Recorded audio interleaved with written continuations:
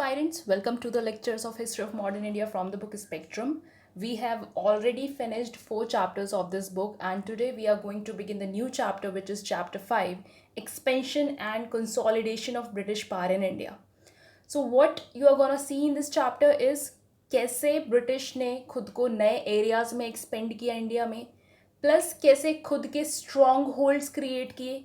Consolidation means कैसे खुद को और पावरफुल बनाया एंड कंसोलिडेट किया इंडिया में. ठीक है, क्या क्या देखेंगे आप इस चैप्टर में, यू विल सी.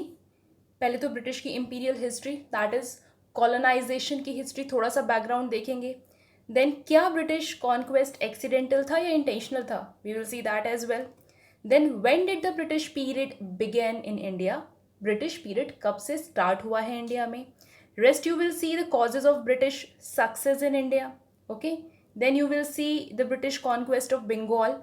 हम एक्चुअली अब धीरे धीरे देखेंगे कि कैसे बाकी जितने भी रीजनल पावर्स हैं और रीजनल स्टेट्स हैं, कैसे ब्रिटिश ने एक एक करके उनको कॉन्क्वर किया. ठीक है, बंगाल देखेंगे, मैसूर देखेंगे, एंग्लो मराठा स्ट्रगल हम देखेंगे, Sindh, Punjab, and then the extension of British paramountcy through the administrative policies. That is उनकी क्या एडमिनिस्ट्रेटिव पॉलिसीज थी, which was a final blow.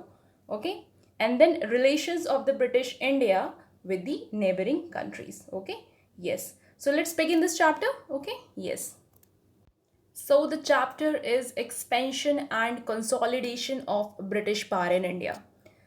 Okay, आज चैप्टर में हम बेसिकली इंपीरियल हिस्ट्री देखेंगे. Then we will see whether it was accidental और intentional, और we will see The causes of British success in India. British imperial history से begin करते हैं. So अगर आप imperial देखो ब्रिटेन की, that is कहाँ कहाँ उन्होंने colonize किया है, अपने empires build किए हैं apart from their home country over the globe. ठीक है, तो 2 पीरियड में हमने इसको डिवाइड किया है. पहला तो आपका जो फेज है, 2 फेजेस में डिवाइड किया. तो पहला जो एम्पायर है आपका, ये स्ट्रेच करता है across the Atlantic ocean, you know. तो वहाँ पे जितने भी आपके आइलैंड कंट्रीज़ हैं, कुछ स्मॉल आइलैंड कंट्रीज़ हैं, वहाँ पर टूवर्ड्स अमेरिका ये लोग गए. ठीक है, towards the western side they moved and America they moved. Okay, and then the West Indies actually again, if you know that there are smaller islands in the Caribbean Sea. Okay, जैसे आपका Cuba है, Haiti है, right? So these are the small islands which are together known as West Indies. So there also they colonized. ये आपका पहला phase था. Second phase में हम देखेंगे that they started moving towards the eastern part of the globe, जिसमें आपका east Asia and Africa आता है. Okay, and this especially began after the Peace of Paris 1783 के अराउंड ये शुरू करते हैं. You don't have to go in detail what is Peace of Paris, but yeah, this is the period after which they started moving towards the East Asia and the Africa. Let's have a look at the map कि क्या क्या इनकी main territories थी. Okay, क्या क्या colonies थी. So this is your map, British empire का map है, बट ये 1750 का है, लेटर ऑन पीरियड का है थोड़ा, बट स्टिल एक आइडिया लेने के लिए it's not bad that where were the colonies of British.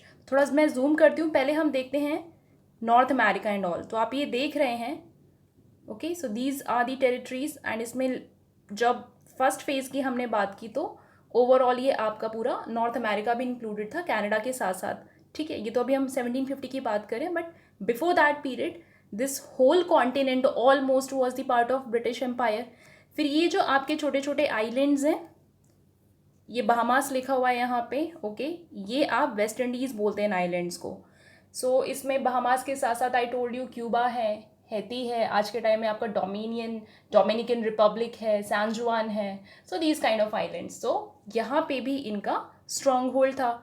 So this was about the Atlantic Ocean, across the Atlantic Ocean. Then in the Latin American countries as well, you can see this much area.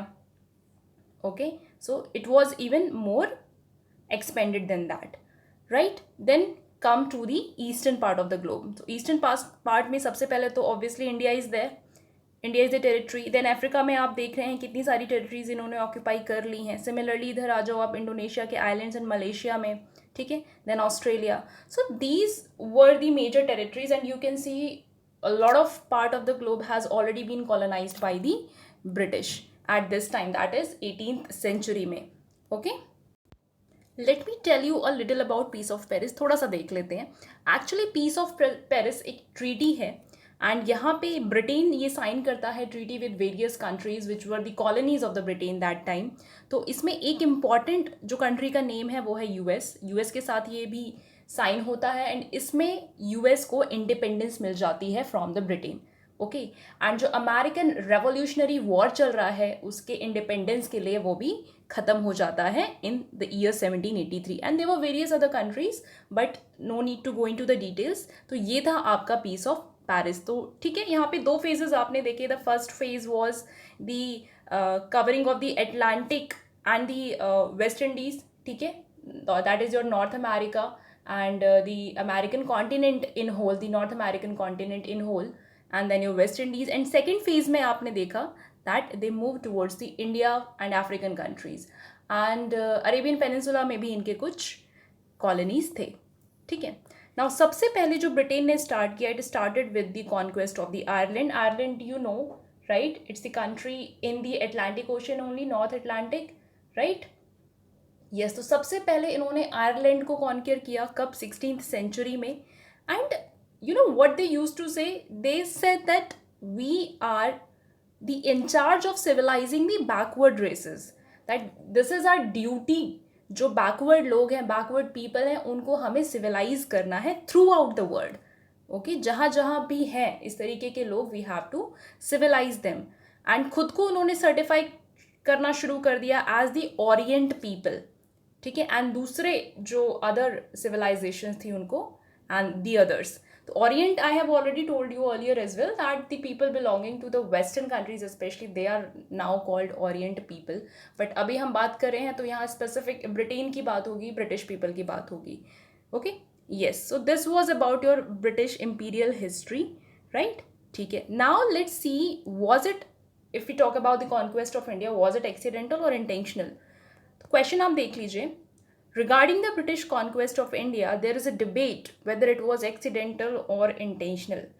Discuss the various opinions and present your views on the same. Okay, आपको बताना है, discuss करना है कि क्या आपको क्या लगता है कि क्या वो इंटेंशनल था या फिर वो एक्सीडेंटल था, और आपको अपने व्यूज़ प्रेजेंट करने हैं. So let's see.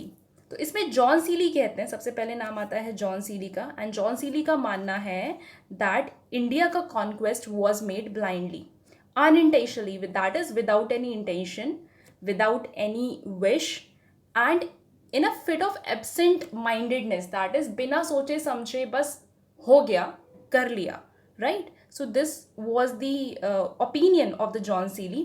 एक quote है यहाँ पे जॉन सीली का. It is written here that our acquisition of India was made blindly. ठीक है, सोच समझ के नहीं किया. Nothing great that has ever been done by Englishmen was done so unintentionally and so accidentally as the conquest of India. और इस चीज़ को जॉन सीली कहते हैं that ये जो चीज़ हुई, ये एक एक्सेप्शनल चीज़ थी, ये बहुत अच्छा हुआ जो हमने अनइंटेंशनली एक कंट्री को कॉन्कर कर लिया. Okay, yes, so this was about the John Seeley. एक और व्यू है आपका. ये कहते हैं that the British came to India to trade only. ठीक है, कि सिर्फ हम ट्रेड करने आए थे, एंड इनिशियल में हमारा कोई भी डिज़ायर नहीं था कि हमको टेरिटरीज एक्वायर करनी है या फिर अपनी वेल्थ को, अपने प्रॉफिट्स को बर्बाद करना है on the war waged for territorial expansion.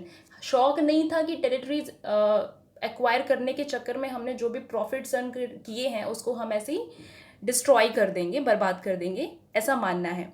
The English were unwillingly drawn into the political turmoil. तो पहले से ही जो इंडिया में पॉलिटिकल टर्मोइल चल रहा है, specially the decline of the Mughal empire and the fights among the Mughal officials only जो चल रहा है, वो इसकी बात करें कि जो पॉलिटिकल टर्मोइल चल रहा है, we were drawn into that.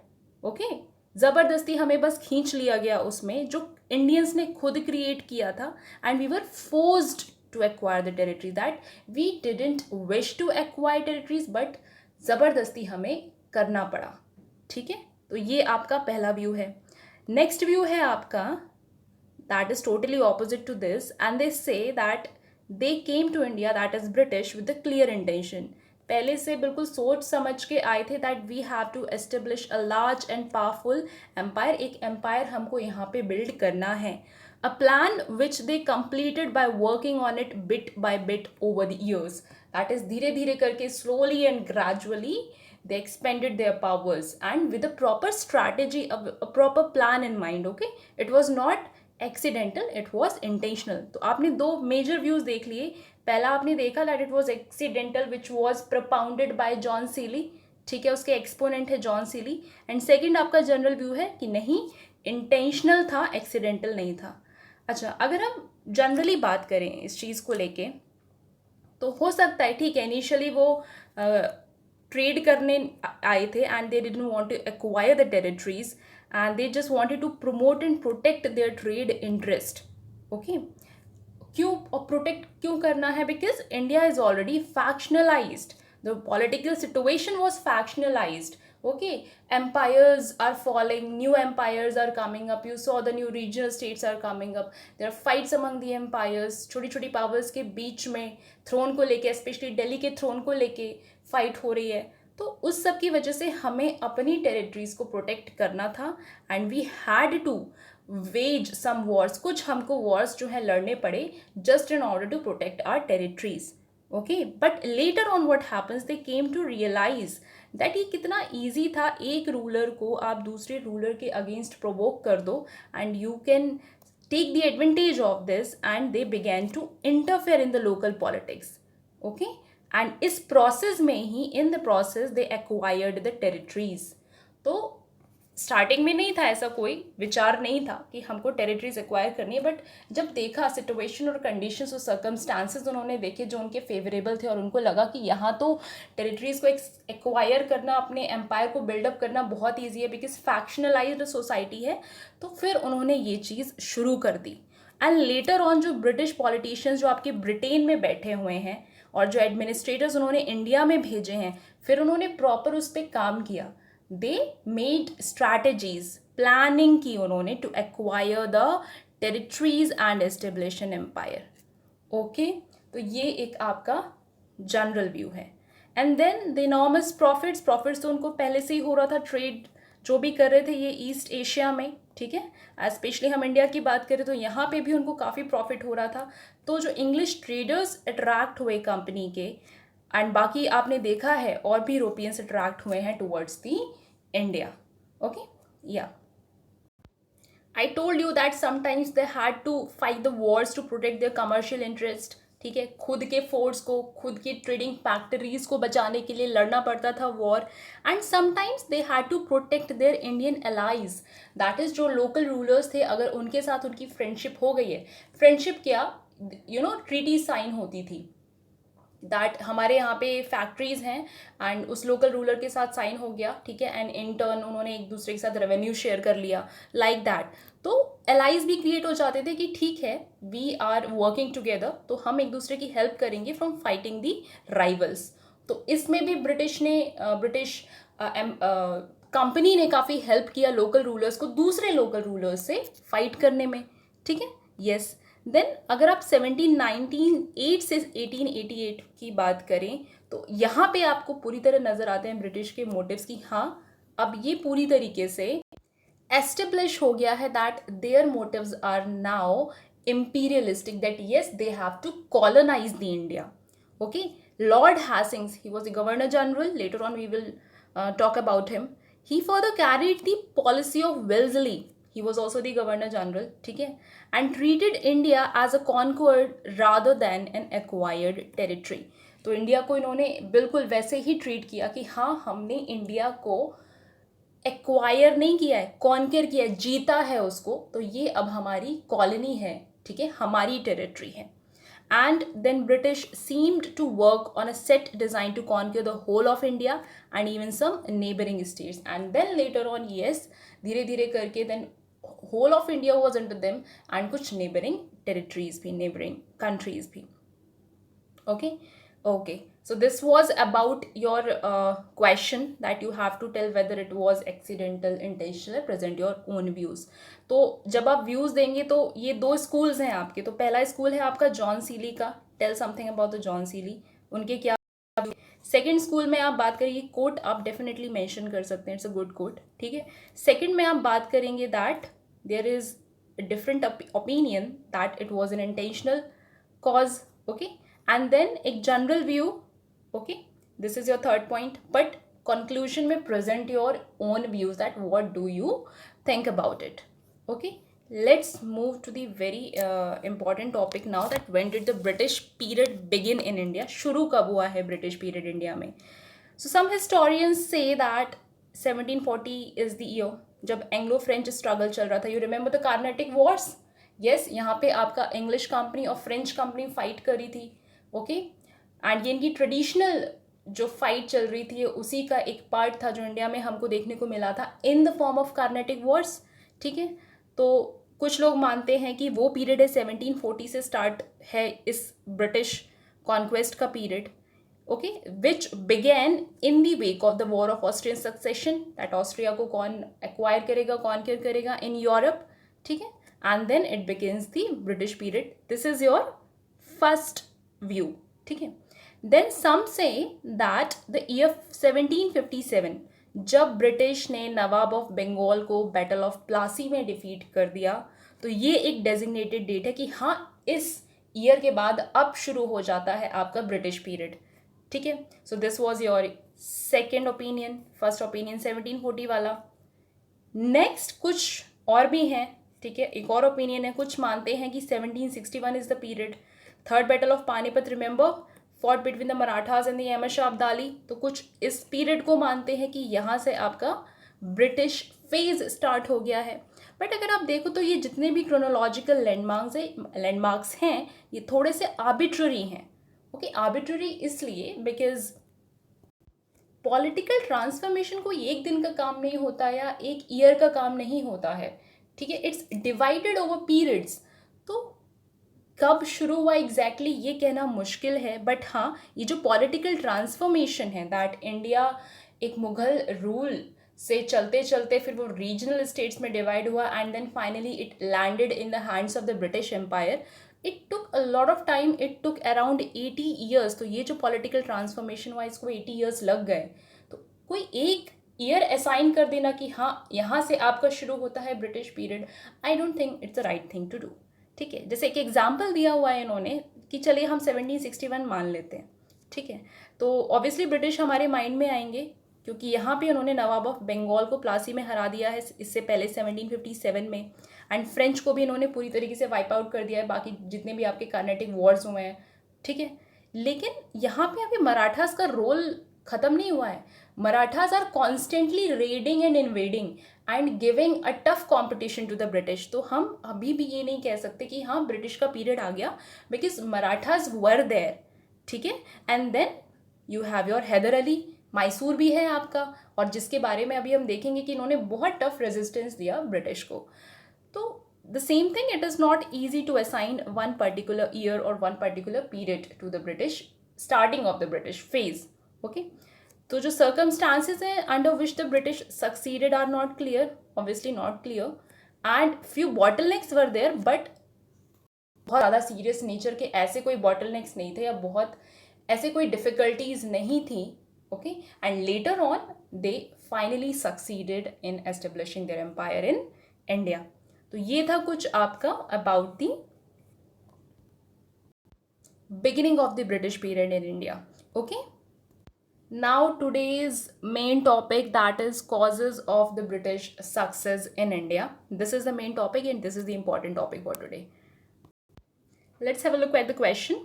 The question is, highlight the various factors responsible for the success of British in India. That is, क्या क्या factors थे, क्या क्या reasons थे जिससे British Empire build कर पाए इंडिया में, ओके। तो इंग्लिश ने, ब्रिटिश ने बहुत सारे डिप्लोमेटिक और मिलिट्री टैक्टिक्स यूज़ किए हैं apart from the other mechanisms to finally emerge as the rulers of India, okay, yes. एक एक करके देखते हैं what were the factors. The first is your superior arms, military and strategy, और ये हम बहुत पहले से देखते आ रहे हैं, राइट। सुपीरियर आर्म्स की कहानी जब से ये यूरोपियन पावर्स का स्ट्रगल शुरू होता है among themselves, when the Dutch came, Portuguese came, French came, and इनका स्ट्रगल विद द इंग्लिश, तो ये जो सुपीरियर आर्म्स की स्टोरी है ये एक मेजर फैक्टर है, ठीक है।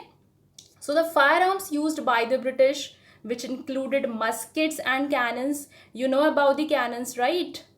जो आपकी तोप होती है, and muskets are nothing but a type of guns only, तो इनके पास बेटर मस्किट्स और कैनन्स थे, इंडियन आर्म से फार बेटर थे, okay, in the speed of firing and in the range, that is they used to cover larger distances compared to the Indian arms, and इनकी speed भी बहुत better थी। Many Indian rulers they imported European arms, और इसी के चलते इन्होंने जब देखा that they are way better than our weapons, तो इन्होंने इम्पोर्ट भी किया बहुत सारे यूरोपियन आर्म्स को, एंड कई सारे यूरोपियन ऑफिसर्स को इन्होंने एम्प्लॉय किया अपने ट्रूप्स को, अपने सोल्जर्स को ट्रेन करने के लिए। But unfortunately Indian military officers and the ranks could never match the English officers and the English आर्मीज, लेकिन वो कभी मैच नहीं कर पाए वही सेम जील को एंड उस सेम efficiency को। Okay, so this was about your superior arms, military and strategy. Then second factor is your better military discipline and the regular salary. Okay, interesting है ये, क्योंकि regular payment जो है salaries का, and एक strict regime follow करती थी English, British जो है एक स्ट्रिक्ट रिजीम फॉलो करते थे of the discipline, their soldiers, their leaders, their captains, they used to be very discipline, and they ensure that the officers and the troops were loyal. Okay, आप regular salary दे रहे हो, ठीक है, and you are assuring all the allowances and the other facilities to your employees, तो loyal उनका रहना लाजमी है। एक दो exceptions होते हैं, that is a different thing, but overall the army was very loyal. Okay, whereas if you compare this to Indian rulers, Indian rulers के पास कभी भी इनफ मनी नहीं होता था रेगुलर सैलरीज पे करने के लिए अपने ट्रूप्स को, okay, and they were dependent on the personal retinues और rabble of mercenary elements, that is the soldiers और द ट्रूप्स। जो इनकी इन्फेंट्री हुआ करती थी ना, it not that disciplined as in कि एक क्राउड जैसा आपको नजर आएगा, and the advisers who used to advise the ruler on the military affairs, तो उनका क्या था, एक पर्सनल एक सेल्फ एलिमेंट वहाँ पे रहता था, दैट उनको भी प्रॉफिट अर्न करना है। सो ये जो डिसिप्लिन है ये नहीं था, एंड जिसकी वजह से उनकी आर्मी, इन्फेंट्री या फिर सोल्जर्स कभी भी जो है वो रेबेलियस टर्न हो सकते थे और हो भी जाते थे, and they used to join the opponents when the going was not good. उनको लग रहा है that the ruler or the king not listening to us or not doing what we want, so they used to merge with the opponent, that is kind of a disloyalty. Okay, yes, एक तरफ आपकी English के troops हैं, they use to be very organised, और अगर आप Indian troops देखें तो आपको हाफ अ हैजर्ड नजर आएंगे वो। So this was the thing. I'm not saying that this used to be the case, but in general if you compare, तो yes, English army used to be way more organized compared to the Indian army. Okay, then third factor is your civil discipline and fair selection system. Company officers and troops उनकी merit के basis पे select होते थे, okay, and the skills that जितना higher skill होगा उतना आपको rank मिलेगा, उस बेसिस पे आपका सिलेक्शन होगा, and not on the hereditary और the caste and the clan ties, जो कि हमारे इंडियन सिस्टम में बहुत पॉपुलर था, ठीक है। कास्ट के बेसिस पे एक फैमिली अगर सोल्जर्स रिक्रूट हो रहे हैं एक पर्टिकुलर फैमिली से, तो आगे आने वाले टाइम में उस फैमिली से सोल्जर्स ही रिक्रूट कर रहे हैं वो, ठीक है। सो इस तरीके का काम इंडियन सिस्टम में हो रहा था, but this was not the case with the British military system. Indian administrators and the military officers were appointed on the basis of caste and personal relations, okay, जैसे among the your family members only you appointed them on the higher ranks, especially in the military as well, often disregarding the merit and ability, whether they really possess that skill or not was not kept in mind most of the time often, and yes, they were not as efficient as the British officers. As a result rebellious and disloyal होना उनका लाजमी था, कई बार खुद के interest को pursue करने के लिए वो डेफिनेटली डिसलॉयल हो जाते थे to the king. Okay, next factor is the brilliant leadership and support of the second line leaders. So you have your very important names here, such as Clive, Warren Hastings, Elphinstone, Munro, Dalhousie. ये कुछ आपके names हैं जो बहुत ही able British leaders थे, governor generals थे. Okay, they displayed rare qualities of the leadership. And then English also had the advantage of a long list of secondary leaders that जो इन main leaders को, इन captains को, इन generals को जो assist करते थे, इनके सबॉर्डिनेट थे, they were called the secondary leaders. And उसमें से आपके sir Eyre Coote, Lord Lake and Arthur Wellesley. Eyre Coote का तो नाम आपको याद होना चाहिए because we talked about him in the Carnatic wars, that is Anglo French struggle. So they not only fought for the leader but for the cause and the glory of their country. तो एक जो patriotism था इनका अपनी country के लिए, that was really high. Okay, तो सिर्फ अपने लीडर्स के लिए नहीं, ये अपने कंट्री के लिए भी फाइट करते थे. इंडिया की बात करें, they too had the brilliant leaders like Haidar Ali, Tipu Sultan, Chin Qilich Khan, that is your Nizamul Mulk और Asaf Jah, Madhurao Scindia, Yashwant Rao Holkar. They were the important leaders, they were brilliant leaders no doubt, but second line trained personnel इनके पास नहीं होते थे जैसे कि इंग्लिश के पास थे. And Indian leaders were as much fighting against one another as against the British. तो ये तो establish हो गया अब तक. ठीक है, जो भी रीजनल स्टेट्स थे, you know, they were fighting among themselves. Carnatic Wars में आपने देखा छोटे छोटे पावर्स जो सदर्न इंडिया में थे वो एक दूसरे से फाइट करे थे, जिसका फायदा फ्रेंच ने उठाया था, right. So this was the thing. So spirit of the fighting for a united cause was not their motivation. की एक यू नो नेशनल आपका जील नहीं थी कि हमको अपने नेशन के लिए फाइट करना है. This kind of zeal was absent. So consciousness of India was lacking. Very important that they were just fighting for their own kingdoms, their particular areas. India की कहीं बात नहीं होती थी, right. Then next is your strong financial backup. Income of the company was adequate enough to pay its shareholders. Since it was a company, English East India Company, तो obviously shareholders होंगे उसमें, उनको काफ़ी handsome dividends मिलते थे. And it also was used to finance the English wars in India. Okay? तो profits बहुत earn किए इंग्लिश कंपनी ने, ट्रेड करके इंडिया में बहुत प्रॉफिट अर्न किया. अपने शेयर होल्डर्स को काफ़ी प्रॉफिट्स उन्होंने डिस्ट्रीब्यूट किए और उन्हीं प्रॉफिट्स की हेल्प से जो इंडिया में वो वॉर्स फाइट करते थे वो फिनांस वो कर पाते थे. So yeah, England was earning fabulous profits from its trade with the rest of the world. So trade was the advantage here. Okay, then nationalist pride. An economically thriving British people believing in the material advancement, that is industrial revolution आने के बाद you know materialistic nature बहुत increase हो गया है western British people का, and they want to have luxurious life. तो materialistic होना is obvious. Okay, they want to have superior goods and the proud of their national glory faced the weak divided amongst themselves Indians. That उनको एक एक pride भी था कि हमारा nation दे हमारा कंट्री इतने सारे टेरिटरीज को कॉन्क्यर कर रहा है, अपने एम्पायर्स बिल्ड कर रहा है, खुद को एक्सपेंड कर रहा है. तो इसमें वो एक प्राइड फील करते थे. Whereas in India as a whole, it was divided amongst Indians themselves, that is the weak and the petty rulers, especially after the Aurangzeb. So एक सेंस नहीं है of a unified political nationalism का कोई sense नहीं है India में. Okay, the India is not getting identified as India at this time. So this was the factor. तो ये कुछ आपके फैक्टर्स थे for the success of the British in India. तो पहला फैक्टर था आपका superior arms, military and strategy. You have to compare it with the Indian arms that they had lower class weapons.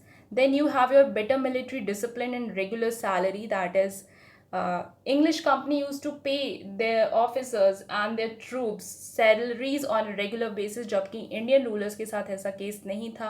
Then एक disciplined army थी Indians की, which was not the case with the Indian ruler. Leadership was brilliant, Indian leadership भी brilliant थी, but second line leaders की कमी थी Indians के पास. Financial backup बहुत अच्छा था, okay, English East India Company के पास. And then the nationalist pride.